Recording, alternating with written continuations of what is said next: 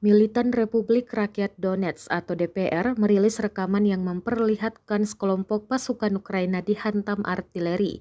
Rekamannya ramai beredar di Telegram pada Rabu 8 Februari 2023. Serangan artileri DPR diluncurkan pada malam hari. Sayangnya tidak dirincikan lokasi dan jumlah kerugian akibat serangan tersebut.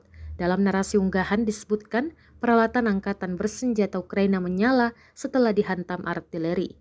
Artileri dan tank Brigade ke-114, Korps Tentara Donetsk ke-1 disebut menimbulkan kerugian besar pada musuh dalam hal tenaga kerja dan kendaraan lapis baja dengan operasi malam yang efektif, yang dipastikan dengan operasi drone dengan pencitraan termal. Rekamannya pun menuai berbagai komentar dari warganet.